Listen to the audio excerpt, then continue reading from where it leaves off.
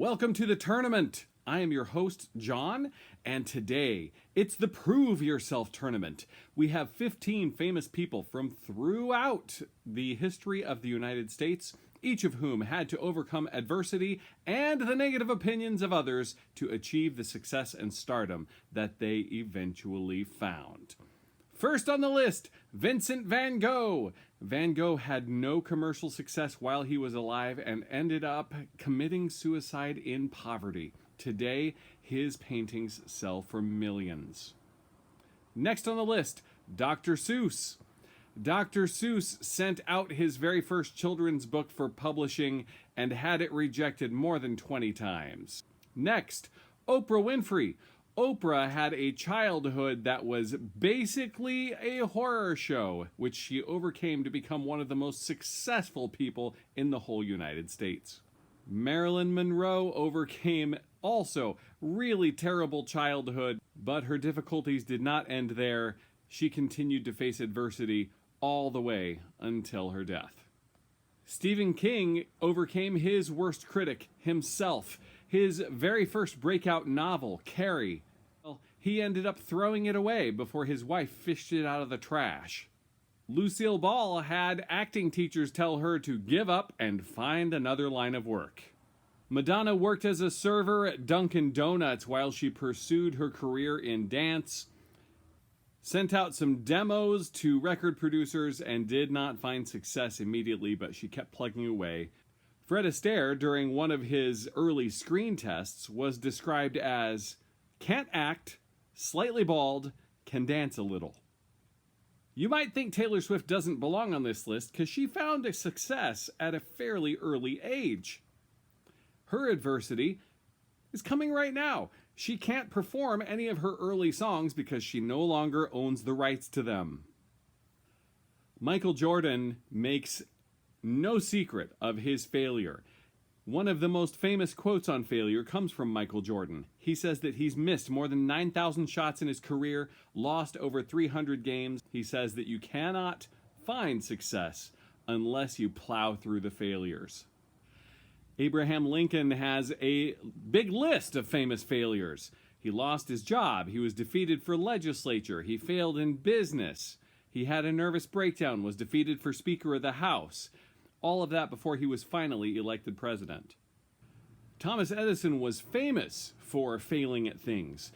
In fact, one time in response to his reputation, he said, "No, I have not failed 10,000 times. I have successfully found 10,000 ways that don't work."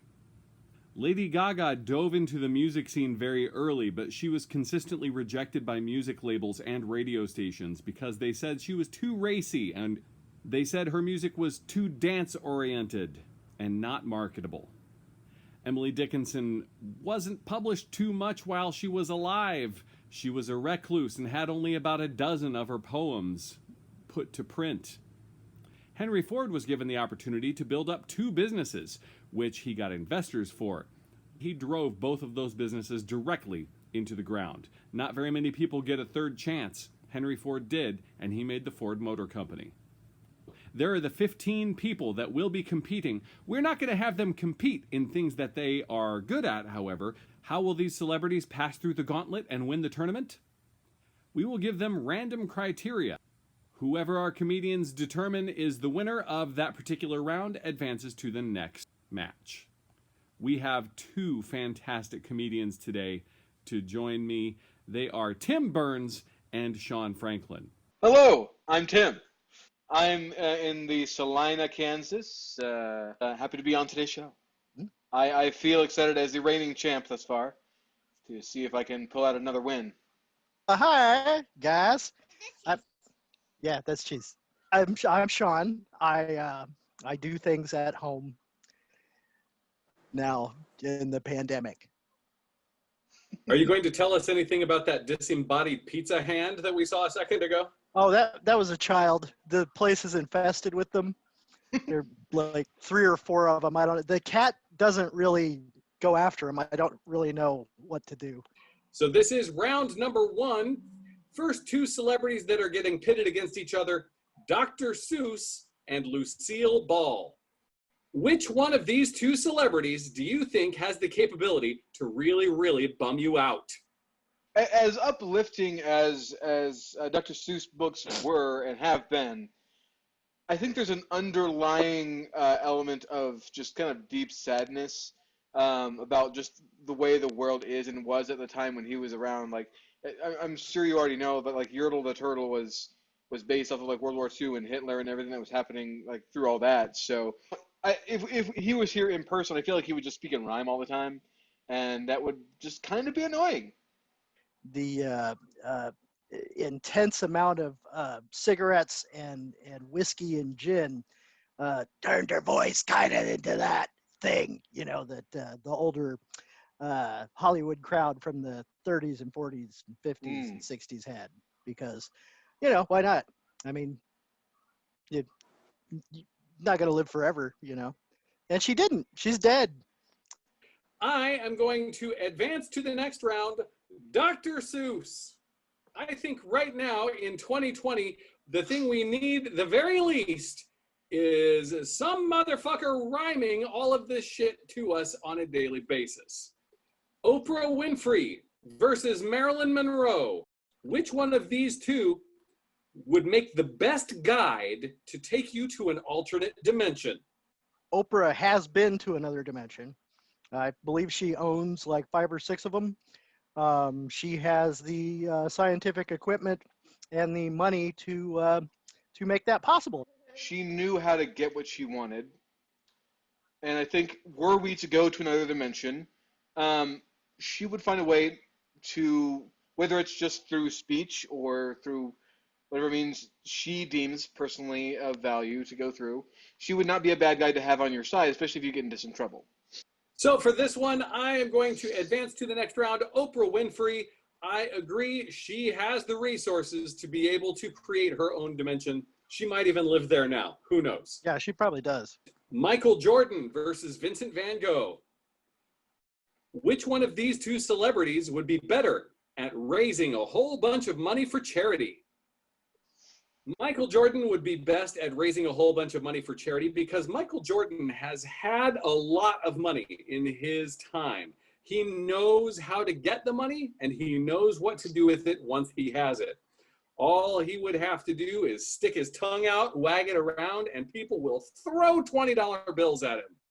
Well, first of all, I think he would be better than Michael Jordan simply because, as I understand, Michael Jordan is a colossal asshole. He might be great at the sport, but he's an asshole. I think Van Gogh, while he was not necessarily incredibly popular, like his work wasn't necessarily as popular in his time, his paintings have gone for hundreds of thousands, probably, if not maybe 1 million or 2. I think were he alive today, I think he would be on the edge in terms of being able to get just a lot of money for charity. I have done some research on the fly. In 2017, a Van Gogh painting sold for $81.3 million. And also, Michael Jordan called and he says, "You're an asshole." The fact that Van Gogh is dead and the people that own his paintings nowadays are not likely to give to charity.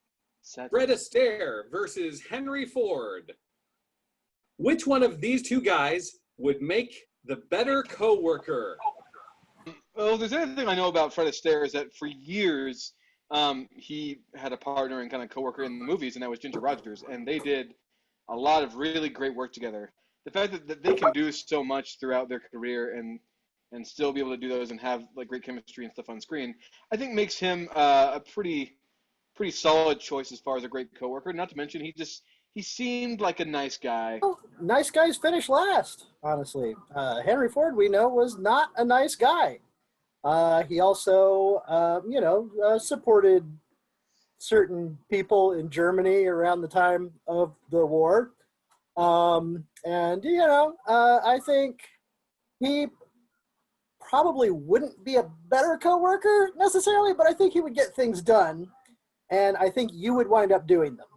I'm going to come on the side of the person who made a total of 10 films with his iconic co-star, Ginger Rogers.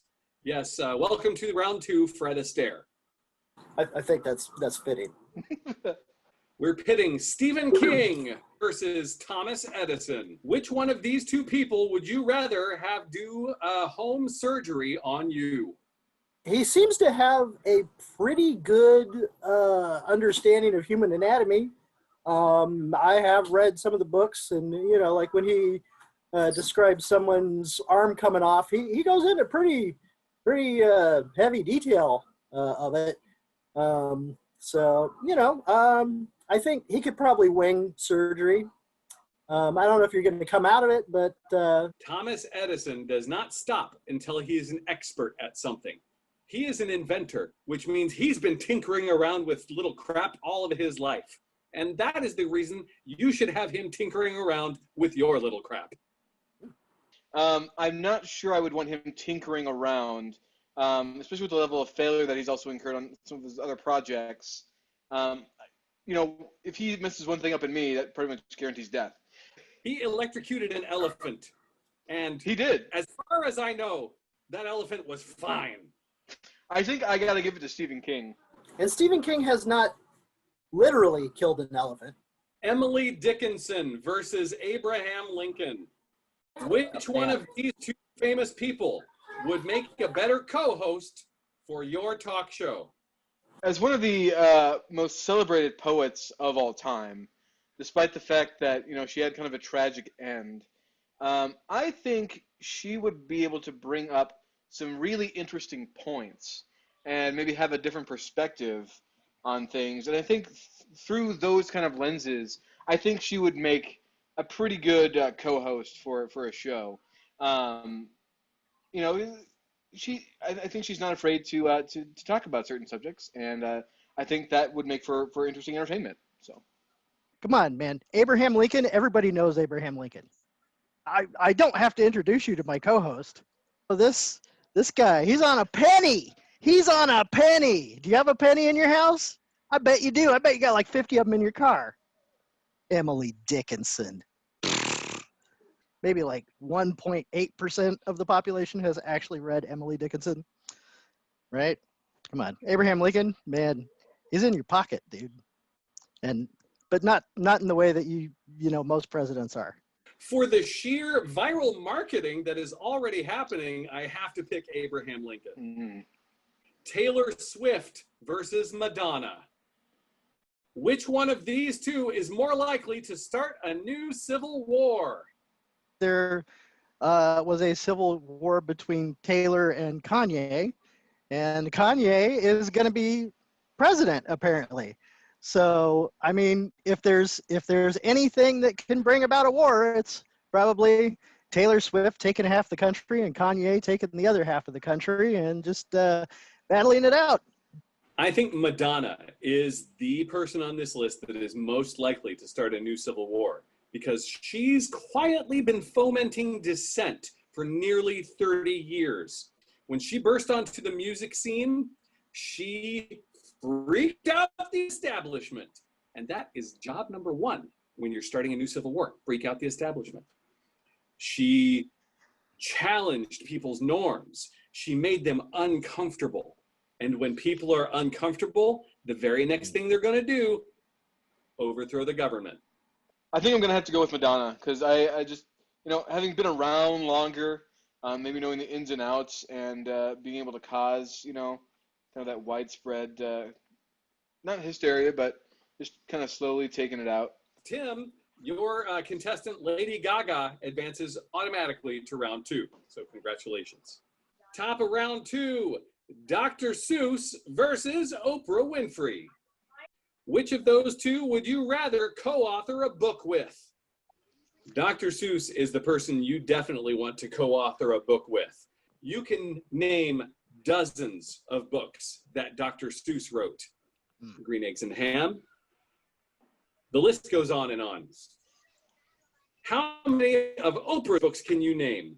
Sure, she was really good at getting people to buy other people's books, but you don't want Oprah writing a book for you. Oprah's people have assured me that Oprah would, Oprah's ghostwriter would be an excellent co-author of a book. I got to give it to Dr. Seuss. You know, Michael Jordan versus Fred Astaire. Which one of these two people is more likely to gift you with a whole bunch of useless crap? I contend that if it's useless crap you're looking for, Michael Jordan is your man. You know what you're going to get if you're friends with Michael Jordan? You're going to get Space Jam crap. Ooh. How much Space Jam crap do you need in your house? Fred Astaire being, you know, and pretty much A-list celebrity in the movies. I don't know how many movies of his that you've watched. I know I've watched a couple, but I haven't watched a lot of them. And, you know, those are just kind of piling up. And, you know, if you got like records or CDs of any of the songs he's sung, those are just going to pile up too. You're going to listen to them for a while, and then they're going to gather dust. I'd probably take the Space Jam crap. I saw part of it once. So it's Michael Jordan, man. It's Michael Jordan straight up then. Next round is Stephen King versus Abraham Lincoln. Which one of these two would you rather make a porno with? Ooh, oh my God. Wow. Okay. I can't wait to see where this goes. I think that you would absolutely want to make one with Stephen King. He is not afraid to shy away from, or to not shy away from things that are graphic, that are in your face, that are shocking, that are horrifying. So he's very prolific. I think he would be able to make a lot of them that, not to mention, they would all have a shared universe. Who doesn't want a shared universe of porn? I know I do. John looks horrified, like he just watched a Stephen King porno. I mean, you want to go with Abraham Lincoln? He's boring. He talked the whole time. Have you noticed how Abraham Lincoln is a giant, weirdly disproportioned, freakish-looking monster? His penis is going to be a freak show that will make you $1 billion. With a stovepipe hat. Also, there's the fact that he was from the 1860s, so all the porno would be in black and white, and therefore automatically classy. Well, while you guys were arguing your cases, I did a quick internet search for Stephen King porn and Abraham Lincoln porn. And I got to tell you, just on the sheer numbers, the Abraham Lincoln porn is just way outdoing Stephen King. I mean, there's some Pennywise stuff on here, but man, this Abraham Lincoln stuff goes forever. I mean, he's on the penny, man. I'm going to have to go with Abraham Lincoln. Madonna versus Lady Gaga. Oh my gosh. Which one of these two would be better at modeling underwear? She's basically been out in public wearing nothing but her underwear for the past 67 years. If you think, which celebrity have I seen the most in underwear? The answer is Madonna. You know, underwear is changing styles all the time. And if there's someone you want that's experimental, that's open to trying new things and wearing, you know, interesting outfits outside in the world, you know, I think you want Lady Gaga for that. I mean, she wore a dress of meat once. You want someone with excitement who will bring people to your product. And I think for those reasons, you want Lady Gaga. You know, just did a quick internet search for Madonna and Lady Gaga in their underwear. And I pulled up Lady Gaga dressed as Madonna in her underwear. So I'm going to have to go with Lady Gaga because it's kind of the best of both worlds. We move on to round three. Round three is the anti-round, which means that you will argue why your candidate should not advance to the next round. The first match is Dr. Seuss versus Michael Jordan. Which one of these two would be better at solving your murder? You do not want Dr. Seuss anywhere near a murder scene. He's going to be writing down notes, but it's going to be in the form of like doodles and rhymes that nobody else will be able to make sense of but him. And then he'll just turn around and sell that shit as a book. Did he get killed with a knife? Was that the weapon that took his life? Who was the suspect? Was it the wife or was it the boogie shoogie shife? Right. You ever seen Michael Jordan solve a murder? Because he plays basketball, man. That's not very good at, you know, solving murders, honestly. I mean, he can put a ball in a hole, but can he tell, you know, like what kind of bullet is in the hole? I just think he would really suck at that. I think I think if you were murdered and Michael Jordan came along, I think he'd be like, man, this is somebody else's job. The person that I most would want to solve my murder is Dr. Seuss. Dr. Seuss advances to the next round. Ah, dang it. Okay. And now, Abraham Lincoln versus Lady Gaga. Which one of these two would be better to take dancing? You ever seen a tall guy dance? Have you ever seen a tall guy from the 1800s dance? You don't want that man dancing. Trust me, you don't want to go anywhere out in public with Lady Gaga. Not because she's not a cool person, but you would be mobbed immediately. Your chances of actually getting to dance with her, taking her out on a dance, slim to none. She might have moves in her music videos and on stage, but those are choreographed moves. I want someone who can dance and go with the flow in the moment, and I don't know if she can do that. Abraham Lincoln, he's got the viral marketing for the talk show. He did a porno. I think probably he's going to be mobbed as well. So Lady Gaga is going to advance to this next round. I'm going to take Lady Gaga dancing, which means that we are down to the final round. Dr. Seuss versus Lady Gaga. For this final round, we have 3 possible questions. One of our candidates has to win twice in order to be the ultimate winner. So, which one of these two is more likely to invent something life-changing? He changed so many lives with just his words. Did you know that Dr. Seuss created propaganda for the US military during World War II? He probably already has a patent out there we don't know about. If you want someone who's going to come in here and bring you fresh ideas and ones that you may not have even considered before, I think you want Lady Gaga for that. She has been very inventive with not only her music, not only her wardrobe and costume, and with her shows and her music in general. You know, she's created some really memorable hits and ones that, you know, if there's anything that's going to last for a long time, it's music. You know, like I remember he did have a lot of interesting contraptions in those books. And Dr. Seuss. Okay. Dr. Seuss. Which one of these two, if you were dating them, would most likely freak out your ex? There's no one who's going to freak out your ex better than Lady Gaga. And I think that she's wild enough that your ex would be just uncomfortable at the sight of them and send them running down the street.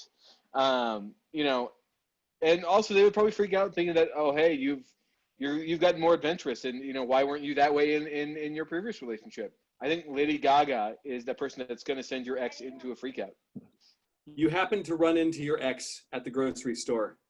Your ex starts getting loud, and Dr. Seuss all of a sudden breaks out with, oh yeah, step off.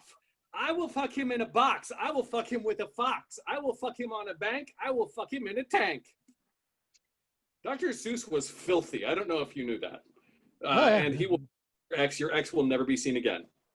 All right. Well, showing up at the grocery store with a dead children's author would probably freak anyone out. But I think my personal ex is more intimidated by other successful, beautiful women. So I think I'm going to have to go with Lady Gaga on that one, because I think she'd probably, you know, if Dr. Seuss, I'd probably lose my kids, you know, because I couldn't explain that, why I'm with a dead author in the grocery store. And here's the tiebreaker round. Which one of them would be better to co-parent with? Dr. Seuss spent his entire career catering to, taking care of, and nurturing children. Those are qualities that I want in a co-parent. I think she's incredibly creative and would find creative solutions to be there and help co-parent your kids with you. And not only that, she would be able to provide for your family really quite well. She's very wealthy. She knows what to do to get stuff done. And I think she would be there for you. I think those criteria, I think she'd be a great co-parent. I don't know. I feel like I should look up how much Lady Gaga is worth and how much the estate of Dr. Seuss is worth. God, that's a really tough one. Just with the co-parenting thing, it would be hard to explain Dr. Seuss, but you know, nobody's going to ask about Lady Gaga, I don't think. Yeah, so I'm going to go with her actually for co-parent. All right. Lady Gaga is the winner of this tournament. By the way, the net worth of Dr. Seuss, $75 million. Lady Gaga, $275 million. Well, I feel confident in my decision. Then, yeah, that's pretty There good. you go. Lady Gaga has won today's tournament. Congratulations. May this be only the beginning of what you win in the coming year. Tim, Sean, thanks so much for being on the tournament. This was a good time. Tim, since Lady Gaga was your candidate, we'll see you again on the next tournament. All righty, I'll be there. And Sean, All right. thank you. We'll see you again on one of our other bizarre things that we do here at the Guild. Woohoo! And that is today's tournament. Thank you so much for joining us today. Please, if you like us, give us a share. Send a link to one of your friends who you think would enjoy this tournament as well. We will see you again next time on the tournament. Should also mention Dr. Seuss, not his real name. So if you want someone who is parenting your children that doesn't even use their real name. Yeah, because Lady Gaga is her actual name, isn't it? Isn't it, Tim? Yes. Remember when Tim shot okay. himself last minute? Damn it.